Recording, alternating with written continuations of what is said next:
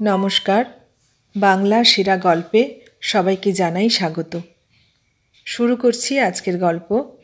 আজ পড়ে শোনাব সাহিত্যিক বিভূতিভূষণ বন্দ্যোপাধ্যায়ের লেখা গল্প রাক্ষসগণ। বিপত্নিক হবার অল্পদিন পরেই সুরেশ সালেমপুর স্টেশনে বদলি হয়ে গেল। মাঠের মধ্যে ছোট্ট স্টেশন, নিকটের লোকজনের বাস খুবই কম। রেলের কোয়ার্টারে বড়বাবু পুত্র পরিবার নিয়ে বাস করেন।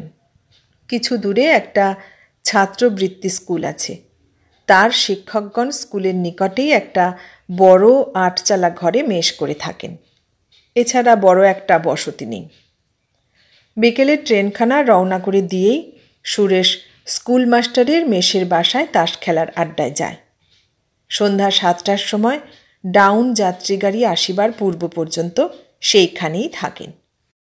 পরে খানিকক্ষণ স্টেশনের কাজকর্ম করবার পর রাত্রি ৯:৩০ শেষ গাড়ি রওনা করেই নিজের কোয়ার্টারে ছোট্ট ঘরটিতে ফিরে এসে ওবেলার রাখা বাসি রুটি তরকারি খাওয়ার পরে সারাদিনের কর্মক্লান্ত শরীরটাকে নিঃসঙ্গ শয্যায় লুটিয়ে দিয়ে আপন মনে কত কথা ভাবে। ব্রাঞ্চ লাইনের স্টেশন, রাত্রে আর ট্রেন নেই। জানালার বাইরে খোলা আকাশটা নক্ষত্র ভরা। একটা মাদার গাছের ডালপালা গড়াদের গায়ে এসে ঠেকেছে। মনে পড়ে নলিনী মৃত্যুর পূর্বে তার হাত নিজের দুখানি রোগজীর্ণ দুর্বল হাতের মধ্যে নিয়ে হাসি মুখে বলেছিল, আমার একটা কথা রাখবে লক্ষ্মীটি? ফের বিয়ে করো, কথা রাখবে ঠিক? বলো। সে নলিনীর মুখে হাত চাপা দিয়ে বলেছিল, ছি, ওসব কথা বলতে আছে? তুমি সেরে উঠবে। ডাক্তারবাবু তো বলেছেন পূর্ণিমাটা কেটে গেলেই পথ্যি দেবেন। ওরকম কথা আর তুলো না, মা ভয় পেয়ে কান্নাকাটি করবেন। ছি। সে পূর্ণিমা কাটেনি। কর্মভার নত নিরানন্দ প্রবাসের দিনগুলিতে নলিনীর এই স্মৃতি মাঝে মাঝে কাজের ফাঁকে ফাঁকে সুরেশের অন্যমনস্ক মুহূর্তগুলি মধুর রসে ভরিয়ে তোলে নিশীথে ফোটা রজনীগন্ধার মিঠা মৃদু সুবাসের মতো। বিশেষ করে এই সব রাত্রে যখন সে একা। মাঘ মাসের সকালবেলা এইমাত্র স্টেশন থেকে এসে রাঁধতে বসেছে। একটি ১২-১৩ বছরের অপরিচিতা মেয়ে একখানা থালা হাতে ঘরে ঢুকে লাজুক সুরে বললে, মা পাঠিয়ে দিলেন। থালাতে ৬-৭টি বাটিতে নানা তরকারি। সুরেশ হঠাৎ বড় সন্ত্রস্ত হয়ে উঠল। কি করা উচিত ঠিক করতে না পেরে তাড়াতাড়ি তরকারি বাটি থেকে তরকারি নামিয়ে সেগুলো খালি করে দেবার চেষ্টায় এতটা অনর্থক ব্যস্ততার আমদানি করে বসল যে মেয়েটি মৃদু হেসে বললে, বাটি এখন থাক, রেখে দিন আপনি, ঝি এসে নিয়ে যাবে এখন। শুধু থালাখানা উঠিয়ে নিয়ে সে চলে গেল। সুরেশ ভাবলে, বড়বাবুর বাসা থেকে এসেছে বটে, কিন্তু বড়বাবুর নিজের মেয়ে নয় সে জানে। এতদিন এ মেয়েটিকে সে কখনো দেখেনি তো। বেশ শান্ত মুখখানি। মাসখানেক কেটে গেল। ব্রাঞ্চ লাইনের স্টেশনে ছোটবাবুর জীবন সকল সন্ধ্যা একঘেয়ে একরঙা ছবির মতো বৈচিত্র্যহীনভাবে কেটে চলেছে। সেই মেয়েটি আরও কয়েকবার নানা কাজে সুরেশের বাসায় যাতায়াত করেছে। মেয়েটি বড়বাবুর ভাগিনী, মা নেই, বাপ পদ্মার ওপারে কোন এক স্টেশনে চাকুরি করেন। সম্প্রতি মামার বাড়ি এসেছে বেড়াতে। মামিমাকেই মা বলে ডাকে। এসব খবর সুরেশ ক্রমে জানতে পারে। একদিন কি কাজে মেয়েটি এলো।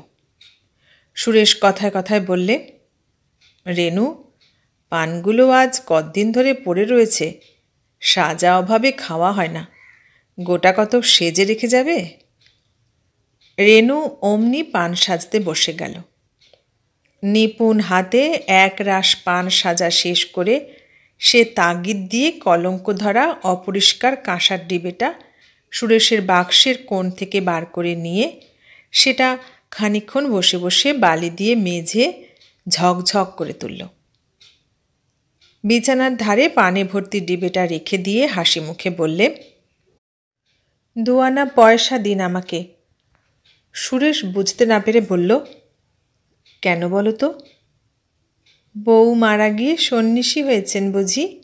না মশলা, না একটু এলাচ দালচিনি, শুধু ধনের চাল দিয়ে পান সাজা। পয়সা দিন, আমি ভজুয়া পয়েন্টসম্যানকে দিয়ে আনিয়ে রাখবো বাজার থেকে। একদিন তার কোটটার পকেট থেকে ময়লা রুমালখানা, বালিশের তোয়ালেখানাকে সাবান দিয়ে ধুয়ে রৌদ্রের দড়ির টানায় মেলে দিয়ে চলে গিয়েছে। ট্রেন পাশ করে বাসায় ফিরে এসে সে দেখতে পায়। তারপর উপরি উপরি দিন কয়েক সে অদৃশ্য সেবাহস্তের সন্ধান পাওয়া যায় না। হঠাৎ অপ্রত্যাশিতভাবে একদিন চোখে পড়ে ঘরের তক্তপোষের নিচে তার ছোট পাথর বাটিতে 1 বাটি বেলের শরবত কে সযত্নে ঢাকা দিয়ে রেখে গিয়েছে। স্কুল মাস্টারদের মেসের বাসায় তাস খেলার ফাঁকে ফাঁকে অন্যমনস্ক হয়ে পড়ে। টিকিট বিক্রির জানলায় পয়সা গুনে দিতে দিতে ভুল হয়। নির্জন শয্যা প্রান্তের সাথী মাদার গাছটার অন্ধকার ডালপালার সীমারেখা আরও অদ্ভুত অদৃষ্টপূর্ব মনে হয়। ঝি পাঁচির মা সেদিন অত্যন্ত বেলায় কাজ করতে এলো। কৈফিয়তের সুরে বললে, একটু বেলা হয়ে গেল বাবু, এই দুপুরের গাড়িতেই রেণু দিদি আবার চলে যাবে কি না, তাই সকাল সকাল বড়বাবুদের পাঠ সেরে তবে আসছি। সুরেশ যেন আকাশ থেকে পড়ল। বললে, রেণু আজ চলে যাবে? কই তা তো। কেন আজ কেন? আমি তো কিছুই জানি নে। কথাটা বলেই সে নিজের ভুল বুঝতে পেরে চুপ করে রইল। পরের বাড়ির মেয়ে, তার সঙ্গে তো পরামর্শ করে মেয়েটির যাতায়াত ধার্য হবে না। যায় যাক না, তার কি? পাঁচির মা বললে, নিজের বাপের কাছে চলে যাবে। বাপ সেখানে বিয়ের সম্বন্ধ করেছে কি না, তাই মেয়ে দেখতে আসবে।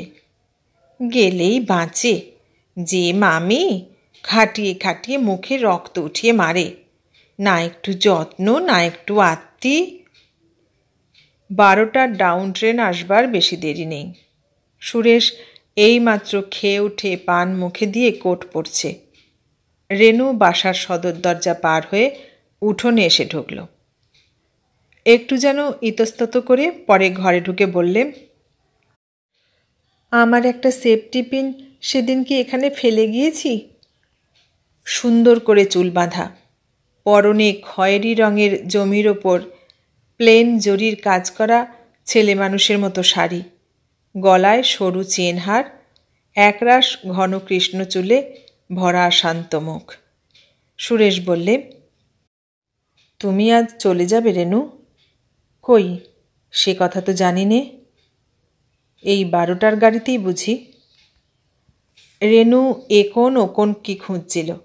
বললে, আবার এই কাঁচের গেলাসটা সোজা করে বসিয়ে রেখেছেন? একটা ভেঙেছেন যে এমনি করে সেদিন। হ্যাঁ, আমি তো এই গাড়িতেই যাব। একটা সেফটি পিন দেখেছেন কোথাও? কোন প্রশ্নটির উত্তর সুরেশ আগে দেবে ভেবে ঠিক করবার আগেই রেণু বলে উঠল, না, সে পাওয়া যাবে না। আচ্ছা আমি যাই, গাড়ি এলো বলে। কথা শেষ করেই হঠাৎ সে সুরেশের পায়ের কাছে উপুর হয়ে প্রণাম করে উঠে শান্ত নত মুখে সদর দরজা পার হয়ে চলে গেল। পূর্বেও ঘরে কেউ ছিল না, এখনও কেউ নেই। তবুও সন্ধ্যার ট্রেনখানা পাশ করে দিয়ে বাসায় ফিরে এসে সুরেশের মনে হলো সব খালি, কেউ কোথাও নেই। ঘরের আসবাবপত্র শূন্যতায় ভরা। মাসখানেক পরে বড়বাবু সুরেশের কাছে এক অভাবনীয় প্রস্তাব উত্থাপিত করলেন। সে তার ভগ্নিপতির স্বঘর, বিশেষত রেণু মেয়েটিকে সে অবশ্যই দেখেছে। সংক্ষেপে রেণুর সঙ্গে তার বিবাহের প্রস্তাব। প্রথমে সুরেশের কথাটা যেন বিশ্বাস করতে ইচ্ছে হলো না, পরে চুপ করে রইল। বড়বাবু প্রবীণ ব্যক্তি, সুরেশের বয়স সবে 23। সুতরাং বড়বাবু সুরেশের সঙ্গে এ বিষয়ে এর বেশি আর কোনো কথাবার্তার আবশ্যক দেখলেন না। তার কাছে ঠিকানা জেনে নিয়ে তার জ্যাঠামশাইকে পত্র দিলেন। বিবাহের যোগাযোগ ও অন্যান্য কথাবার্তা চলতে লাগল। ইতিমধ্যে সুরেশের জ্যাঠামশাই রেনুর বাপের কর্মস্থানে পাত্রী দেখে এসে সুরেশকে ও বড়বাবুকে জানালেন পাত্রী সুন্দরী, তাদের খুব পছন্দ হয়েছে। সামনের মাসেই শুভ কাজ সম্পন্ন হয়, এই তার ইচ্ছা। শীঘ্রই কিন্তু একটু গোল বেঁধে গেল। উভয়ের ঠিকুজি কোষ্ঠী মেলাতে গিয়ে দেখা গেল মেয়ের রাক্ষসগণ। মিলনের বহু বাধা। নক্ষত্রেরা সব তির্যক গতিতে অবস্থান করছেন, বিবাহ অসম্ভব। সুরেশের বিধবা মা কেঁদে বললেন, তার ছেলের নরগণ, তিনি কখনোই এ পাত্রীর সঙ্গে ছেলের বিয়ে দেবেন না। জ্যাঠামশাইও সম্মতি দিতে পারলেন না, তবে খুব দুঃখিত হলেন, কারণ মেয়েটিকে তার ভারী ভালো লেগেছিল। সুরেশ বাড়িতে চিঠিপত্র দেওয়া একেবারে বন্ধ করে দিলে, তবে তার স্বগ্রামস্থ কোনো বন্ধুকে লিখিত পত্রের সংবাদে বাড়ির সকলে জানতে পারলে যে সে শীঘ্রই গেরুয়া ধারণ করে রামকৃষ্ণ মঠে যোগ দেবে। সুরেশের মা দেশ থেকে রেলের বাসায় এসে পড়লেন। নানা মতে বোঝালেন, কান্নাকাটিও কম করলেন না। পাঁচির মার মুখে রেনু ও সুরেশের পূর্ব পরিচয়ের সব কথা শুনে বললেন, কোথাকার এক রাক্ষসী, সে আমার ছেলেকে ফাঁদ পেতে ধরতে এসেছিল। তোর বিয়ে না হয় এমনি বেঁচে থাক, দরকার নেই আমার ছেলের বউয়ের সেবার, ইত্যাদি। বিবাহ হলো না। বিবাহ ভাঙবার পর থেকে বড়বাবুর বাসার সঙ্গে সুরেশের সদ্ভাবও আর তেমন রইল না। বড়বাবু আর ভালো করে কথাই বলেন না। বছর ঘুরতে না ঘুরতে সুরেশের অন্যত্র বিবাহ হয়ে গেল। অবস্থাপন্ন ঘরের সুন্দরী মেয়ে, নাম আভাবতী, বেশ নম্র লাজুক। সুরেশ বিবাহের অল্পদিন পরেই নববধূকে রেলের বাসায় নিয়ে এলো, মাদার গাছের তলাকার ছোট্ট বাসাটিতে। তারপর তারা দুজনে যে সুখের নীড় বাঁধল, সুরেশের তা কত সীমাহীন নির্জন রাত্রির স্বপ্ন। শেষ পর্যন্ত সুরেশের মনে হলো ভালোই হয়েছে সে বিয়েটা না করে। গণকের কথা একেবারে উড়িয়ে দেবার জিনিস তো আর নয়। ভগবান যা করেন মঙ্গলের জন্যই করেন। ইতিমধ্যে আরও দুটো খবর সে পেয়েছে। রেনুর বিবাহ কোনো রকমে হয়ে গিয়েছে এবং বিবাহের কিছুদিন পরেই রেনুর বাপ কলেরায় মারা গিয়েছেন। আরও 1 বছর কাটল। আভাবতী শুধু যে দেখতে সুন্দরী তা নয়, তার আয়পয়ও যে খুব ভালো তার প্রমাণও শীঘ্র উপস্থিত হল। সুরেশ বিখ্যাত পাটের ব্যবসায়ের গঞ্জ রসুলপুর স্টেশনের অস্থায়ী চার্জ পেয়ে বদলির হুকুম তামিল করবার জন্যে প্রস্তুত হল। মাইনেও গেল বেড়ে। যাবার দিন ক্রমেই নিকটে এসে গেল। স্কুল মাস্টারেরা মেসের বাসায় তাকে এক বিদায় ভোজে নিমন্ত্রণ করে আকণ্ঠ খিচুড়ি ও ইলিশ মাছ ভাজা খাওয়ালেন। সে চলে যাওয়াতে যে সালেমপুরের বিশেষ ক্ষতির কারণ ঘটল, এ সম্বন্ধে নিমন্ত্রিত ব্যক্তিগণের কারও দুমত দেখা গেল না। সে অভাব ভবিষ্যতে পূরণ হওয়ার বিষয়েও অনেকে সন্দেহ প্রকাশ করলেন। রওনা হওয়ার পূর্বদিন সারা বিকেল ধরে জিনিসপত্র গোছানো হলো। আভাবতী ভারী গোছালো মেয়ে। সন্ধ্যার আগেই সব জিনিস বাঁধা ছাঁধা ঠিক হয়ে গেল। মায়ের ট্রাঙ্ক বন্ধ করার আগে স্বামীর আয়না চিরুনি, পানের ডিবেটি সকলের ওপরে রাখা পর্যন্ত, পাছে বা কখনো পথে দরকার হয়। সকাল 9:30 ডাউন যাত্রী গাড়ি স্টেশনে এসে লাগল। ছোট্ট স্টেশন, বেশিক্ষণ গাড়ি দাঁড়ায় না। যাত্রীর দল কে কার ঘাড়ে পড়ে এই রকম অবস্থায় ওঠানামা করছে। সুরেশ স্টেশনের কুলিদের সাহায্যে মালপত্র ওঠানোর ব্যবস্থা করে দিয়ে স্ত্রীকে মেয়ে কামরায় তুলে দিতে গেল। মেয়ে গাড়ির সামনে প্ল্যাটফর্মের কৃষ্ণচূড়া গাছটার তলায় এইমাত্র একটি অল্পবয়সী মেয়ে গাড়ি থেকে নেমে দাঁড়িয়ে সম্ভবত মালপত্র নামাবার অপেক্ষা করছে। সঙ্গে একজন প্রৌঢ়া একটি ছোট্ট ট্রাঙ্ক ও একটা বড় বোঁচকা নিকটে নামালো। সুরেশ হঠাৎ থমকে দাঁড়িয়ে গেল। আর একবার ভালো করে চেয়ে দেখলে, না, তার ভুল হয়নি, ঠিকই দেখেছে সে। সরু পাড় ধুতি পরা, হাত খালি, মাথায় আধরুক্ষ চুল, বিধবা বেশে রেণু। সুরেশ সেখানে আর দাঁড়াতে পারল না। দিশেহারা ভাবে এসে নিজের গাড়িতে উঠল। রেণু সম্ভবত তাকে দেখেনি, তার চোখ অন্যদিকে ফেরানো ছিল। সুরেশের সারা শরীর দিয়ে কি যেন একটা ঝাঁঝ বেরুচ্ছিল। নিজের কতকটা অজ্ঞাতসারে তার মনে হলো, উহ, কি বেঁচেই গিয়েছি। মার কথা যদি তখন না শুনতাম। রাক্ষসীর ফাঁদি তো বটে, আটকে ছিল তো পা, আরেকটু হলেই ফাঁদে। তার আরও মনে হলো, বড়বাবু এ খবর পূর্বেই জানতেন, কিন্তু প্রচার হতে না দিয়ে গোপন রেখেছিলেন।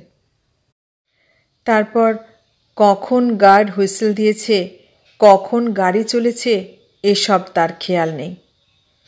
কৃষ্ণচূড়া গাছের সামনে আসতে সে চেয়ে দেখলে প্ল্যাটফর্মের পূর্ব দিকে তারের বেড়ার ওপরকার খিলান বসানো পাকা ধাপ ডিঙিয়ে আগে আগে মালপত্র হাতে ভজুয়া পয়েন্টসম্যান, পেছনে প্রৌঢ়াটি ও সর্বশেষে নম্রমুখী রেণু বড়বাবুর কোয়ার্টারের দিকে চলেছে। হঠাৎ সুরেশের মনে দূরসম্পর্কিত সহানুভূতিশূন্য এক আত্মীয়ের দ্বারস্থ এই পিতৃমাতৃহীনা নিরপরাধা অভাগিনী বালিকার ছবিটি সম্পূর্ণ অন্যভাবে ফিরে এলো।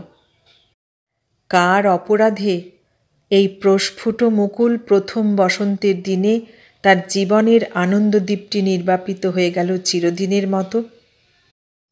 দ্রুতগামী ট্রেনের জানলা দিয়ে মুখ বাড়িয়ে সে আর একবার চেয়ে দেখলে রাক্ষসগণের মেয়ে ততক্ষণে বড়বাবুর সদর দরজায় পৌঁছে দাঁড়িয়ে আছে।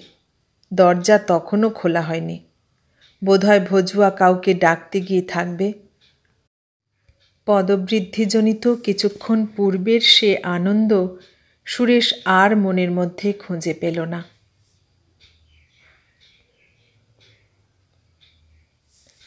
এতক্ষণ শুনলেন বিভূতিভূষণ বন্দ্যোপাধ্যায়ের লেখা গল্প রাক্ষসগণ। কেমন লাগলো গল্পটা? ভালো লাগলে লাইক, কমেন্ট, শেয়ার করবেন। আর নতুন বন্ধু হলে সাবস্ক্রাইব করার অনুরোধ রইল। সবাইকে অনেক ধন্যবাদ জানিয়ে আজ এখানেই শেষ করলাম।